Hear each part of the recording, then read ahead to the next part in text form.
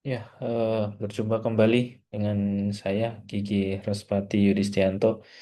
Jadi kali ini saya akan membagikan eh, modul inventory ya, mensimulasikan modul inventory sebagai tugas ujian akhir semester untuk PT Forkon yang merupakan perusahaan konstruksi. Jadi yang pertama, untuk menjalankan modul inventory ini kita harus meng-create warehouses dulu. Jadi di inventory, kemudian di configuration ada warehouses. Kemudian kita klik new dan kita beri nama. Misalnya di sini adalah gudang utama Bandung gitu. Kemudian short name-nya adalah WHBDG dengan address-nya PT Forkon. Kemudian incoming shipment-nya adalah one step, outgoing-nya juga one step. Ini untuk mensimplifikasi saja. Kemudian resupply-nya adalah dari pembelian atau di sini buy to resupply. Nah, di PT Forkon ini saya membuat 3 warehouse ya. Jadi ada gudang utama di Bandung, kemudian ada gudang untuk proyek Jakarta, dan gudang untuk proyek Surabaya. Dengan kodenya kalau untuk Bandung adalah WHBDG, Jakarta WHJKT, dan Surabaya adalah WHSBY. Kemudian langkah yang kedua adalah meng-create products. Ini yang kira-kira dibutuhkan gitu ya dalam PT Forkon. Jadi caranya adalah dengan di products, kemudian kita pilih products dan kita klik new. Di sini misalnya saya membuat semen Portland ya. Jadi pilihannya adalah produk ini bisa dijual ataupun bisa dibeli. Jadi saya pilih dua-duanya karena kita juga membeli semen Portland ini dari vendor dan kemudian bisa juga melakukan penjualan terhadap semen Portland ini di e-commerce website. Kemudian kita bisa menginput unit of measure, unit pembelian, kemudian sales price bisa kita input dan cost-nya juga bisa kita input. Nah, jadi untuk PT Forkon ini saya membuat ada 7 buah products ya. Yang pertama adalah besi beton, kemudian bor tangan, ekskavator, keramik, pelumas, safety helmet, dan semen Portland. Jadi di dalam eh, aktivitas yang dilakukan oleh PT Forkon ini kira-kira eh, di seminimalnya ada 7 produk ini. Kemudian yang langkah yang ketiga kita meng-create location dengan removal strateginya adalah Vivo. Location di sini adalah tempat untuk penyimpanan di dalam suatu warehouse begitu. Caranya adalah dengan dari menu konfigurasi, kemudian kita pilih location, kemudian kita klik new location. Di sini saya membuat lokasi untuk penyimpanan besi beton ya. Jadi saya namakan BDG Besi ini adalah untuk gudang yang di Bandung. Parent location-nya adalah WHBDG atau Warehouse Bandung. Eh, Tipe location type-nya adalah internal location. Kemudian removal strateginya adalah first in first out atau FIFO. Nah, di sini ada eh, total lebih dari 10 ya. Saya membuat location untuk penyimpanan material-material. Tadi ada 7 material ya atau 7 produk yang sudah saya buat. Nah, di sini ada 1, 2, 3, 4, 5, 6. Ada 6 lokasi untuk menyimpan ke 7 produk tersebut. Selanjutnya ada yang dinamakan put away rules. Jadi put away rules ini adalah aturan terkait peletakan produk apabila kita menerima produk ke dalam warehouse ya. Jadi put away rules ini dapat dilakukan di menu configuration, kemudian bisa dipilih untuk put away rules. Kita pilih eh, new begitu, nanti langsung keluar di sini. Jadi di sini saya sudah membuat aturan-aturan untuk peletakan barang ya. Jadi misalnya di eh, ketika ada produk datang di WHBDG atau Warehouse Bandung, jika produknya berupa besi beton, maka dia akan disimpan di sublocationnya adalah WHBDG garis miring stok garis miring BDG besi gitu, atau di locationnya penyimpanan besi beton. Kemudian kalau untuk bor tangan disimpannya di location tools, ekskavator di locationnya alat berat, keramik di location keramik, safety helmet di lokasi barang-barang safety, kemudian semen Portland di lokasi semen. Nah, ini diulang karena perbedaan warehouse ya. Jadi ada untuk warehouse Jakarta, disimpannya juga di location di Jakarta, dan warehouse Surabaya disimpannya di location Surabaya. Selanjutnya, eh, kita akan mencoba untuk mensimulasikan metode replenish ya, atau pengisian kembali stok di modul inventory ini. Jadi, eh, yang pertama, misalnya di sini adalah besi beton, dapat dilihat bahwa on hand-nya adalah 0 ya, jadi masih kosong, belum ada stok terkait besi beton. Kemudian kita harus melakukan pengadaan yang dimulai dari modul purchase. Di sini saya harus menggunakan account admin ya untuk mengakses modul purchase. Jadi awalnya kita dari modul inventory itu kita klik replenish ini, itu nanti eh, akan terkonek dengan modul purchase ya. Jadi kita akan muncul eh, request kita di modul purchase ini, misalnya jadi ada request untuk besi beton, pembelian besi beton sebanyak 10 ton. Ini harganya 8 juta, jadi total 80 juta. Ini di modul purchase atas permintaan replenish dari modul inventory kita tadi. Jadi di sini dari modul purchase seperti biasa akan meminta quotation ke vendor begitu. Kita kirim quotationnya, kemudian nanti akan ada apa purchase order ya dari kita ini ke CV Karya Unggul dengan kontaknya Ani Lestari. Nah, di sini si pihak vendor ini atau CV Karya Unggul ini sudah mengirimkan barang yang kita pesan gitu. Nah, selanjutnya kita akan kembali ke modul inventory untuk melakukan penerimaan barang. Jadi, saya sudah kembali pada modul inventory dan di sini muncul bahwa di gudang proyek Surabaya ini eh, ada satu proses yang harus kita terima. Jadi di sini bahwa ini adalah barang dari CV Karya Unggul dengan personelnya adalah Ani Lestari. Source dokumennya adalah PO 12, nomor 12.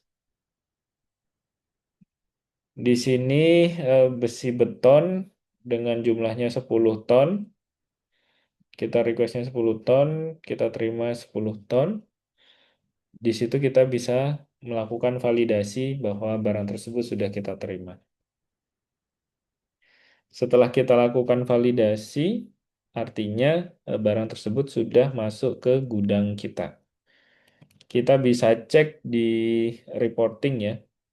Jadi ada stok ini terdapat besi beton sebanyak 10 ton.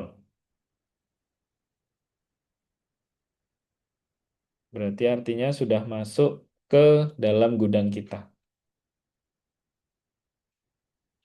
Nah, kemudian kita bisa mengecek juga posisi dari besi beton tersebut di reporting dan location ya.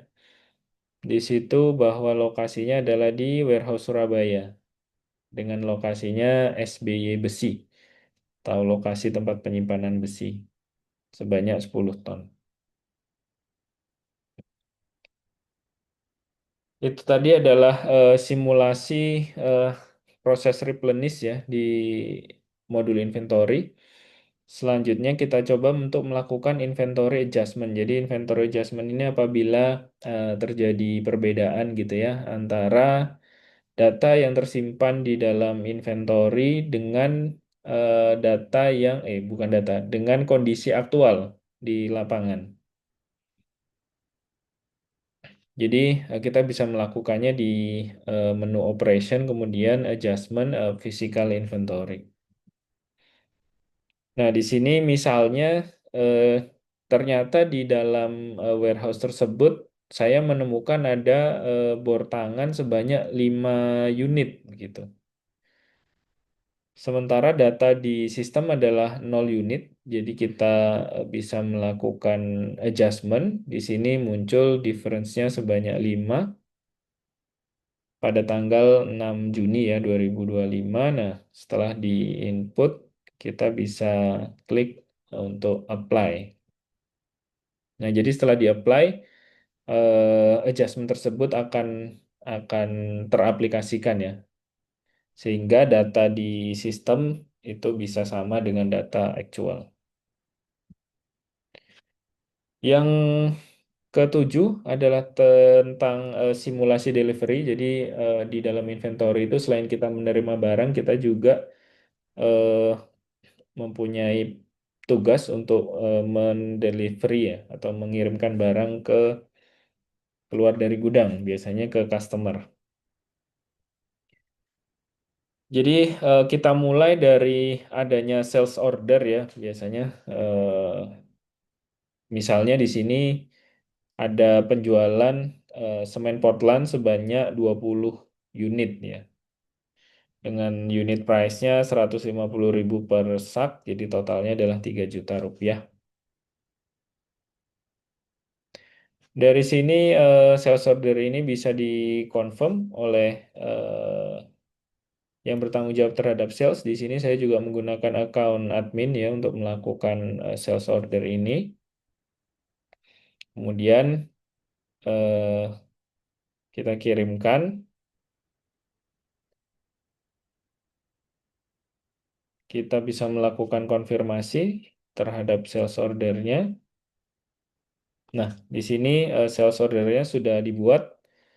Eh, kita bisa melakukan create invoice untuk melanjutkan penagihan ke pihak accounting, tapi karena ini tentang modul inventory ya, jadi saya tidak perlu untuk meng-create invoice-nya. Itu sudah masuk ke delivery. Jadi barangnya sudah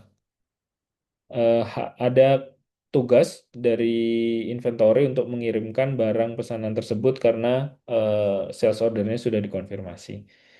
Jadi saya akan kembali menggunakan account saya sebagai administrator inventory. Di sini sudah muncul delivery order, ada satu untuk diproses. Jadi ada eh, sales order ya kepada Deko Adik, ini adalah customernya. Nah, jadi ada semen Portland sebanyak 20 dan kita akan mengirimkan sebanyak 20 sesuai dengan pesanan. Ini bisa kita validasi untuk melakukan pengiriman. Oke, setelah divalidasi, semen Portland yang berada di dalam inventory kita akan berkurang sebanyak 20 unit. Nah, ini bisa kita cek di moves history ya. Jadi di menu reporting di situ ada pilihan untuk moves history. Jadi di sini bisa dilihat bahwa terjadi pengurangan semen Portland sebanyak 20 unit dari gudang Bandung dengan lokasi Bandung Semen ke partners atau customer. Jadi pengiriman dari gudang kita telah berhasil ya, sebanyak 20 sak untuk semen Portland. Kemudian yang kedelapan adalah terkait dengan reordering rules. Jadi di modul inventory ini ada fasilitas juga untuk melakukan eh, reordering terhadap produk secara otomatis. Jadi kita bisa men-set minimum stok dan maksimum stok sehingga apabila minimum stoknya sudah tercapai dia akan men-trigger secara otomatis untuk proses replenishment. Jadi akan meminta untuk pembelian ya ke bagian purchase. Caranya adalah di menu configuration, kemudian ada option untuk reordering rules. Kita bisa pilih. Kemudian di sini misalnya kita produknya adalah keramik, jadi lokasi penyimpanannya adalah di warehouse Surabaya misalnya untuk di warehouse Surabaya gitu dengan lokasi SBY keramik. On hand sementara ini 0, masih 0 ya. Kemudian kita bisa set minimum quantity-nya di 50 dan maksimum quantity di 100. Nah, di sini dengan maksimum quantity 100 ini, sementara on hand-nya 0, dia akan memesan sebanyak 100 juga. Ini kemudian di sini di filternya ya, di sini triggernya adalah otomatis gitu. Nah, setelah ordernya dilakukan secara otomatis tadi, maka di sini akan muncul forecast-nya. Jadi yang akan masuk adalah 100 dan di sini yang dibeli, yang butuh dibeli sudah 0 begitu. Nah, untuk mengeceknya saya menggunakan akun admin kembali untuk mengakses modul purchase ya. Jadi di situ ternyata sudah muncul request purchase order dengan nomor 14 yaitu keramik sebanyak 100 meter persegi. Nah, setelah diproses seperti biasa untuk proses purchase ya, kemudian kita bisa mengecek kembali di inventory. Jadi di sini sudah masuk keramik sebanyak 100 meter persegi sehingga on hand quantity-nya adalah 100 meter persegi. Kemudian yang selanjutnya adalah terkait inventory valuation. Jadi kita bisa melihat berapa sih sebenarnya nilai dari inventory yang ada di yang kita miliki. Jadi kita bisa lakukan di reporting, kemudian di valuation. Nah, di situ nanti akan muncul material-material apa saja yang ada di dalam warehouse kita.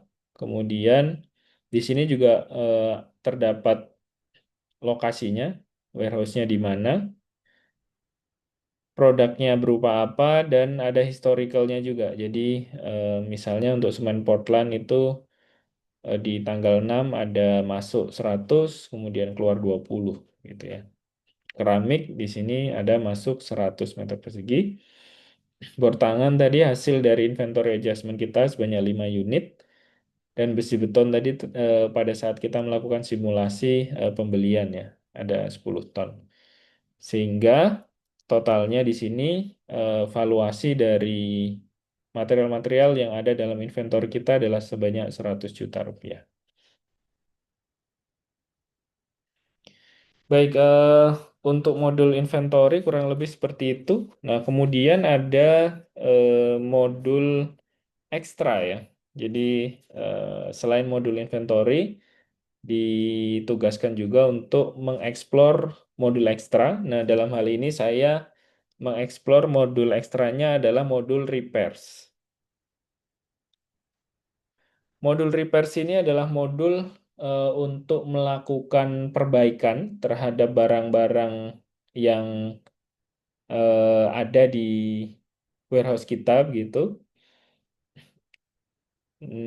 Untuk aksesnya adalah di kita harus menginstal dulu aplikasi untuk repairsnya ini, dan kalau sudah diinstal nanti bisa muncul di sebelah kiri ini repairs gitu. Kemudian kita bisa membuat new ya, order kemudian new. Jadi di sini yang harus kita masukkan adalah siapa customer kita. Misalnya dalam hal ini Azure Interior. Kemudian produk yang di repair itu apa? Saya mengambil contoh eskavator begitu. Kemudian kuantitasnya berapa? Ada satu. Dan apakah dia under warranty? Kita bisa mencentang kalau memang under warranty. Kemudian schedule date-nya kapan? Adalah tanggal 6 Juni 2025. Responsible-nya adalah Gigi Inventory sebagai administrator inventory. Kemudian kita bisa meng-add parts. Jadi parts ini adalah part-part yang dibutuhkan untuk melakukan repairs. Jadi misalnya saya add berupa pelumas ya sebanyak 15 liter gitu. Kemudian setelah meng-add parts-nya ini jangan lupa untuk mengeset lokasi di mana ekskavator itu berada, kemudian setelah selesai perbaikan itu akan diletakkan di lokasi yang mana. Dalam hal ini saya ambil dari Bandung Alat Berat di warehouse Bandung, kemudian akan dikembalikan ke tempat yang sama. Setelah semuanya sudah terisi dengan benar, kita bisa melakukan confirm repair. Nah, setelah itu komponen statusnya available, jadi repairnya bisa dimulai. Kita bisa klik start repair. Kemudian apabila proses perbaikannya sudah selesai, kita bisa mengklik end repair. Nah, setelah di end repair, maka ekskavator itu secara status di sistem adalah sudah selesai diperbaiki. Kita bisa mengeceknya di eh, repair ordernya ya. Jadi di sini sudah muncul ada repair reference-nya berupa ekskavator, customer-nya adalah Azure Interior, dan statusnya adalah sudah selesai diperbaiki. Baik, begitu kurang lebih dari saya terkait modul inventory ini dan modul ekstra berupa modul repair. Terima kasih atas perhatiannya. Semoga bermanfaat dan sampai bertemu lagi.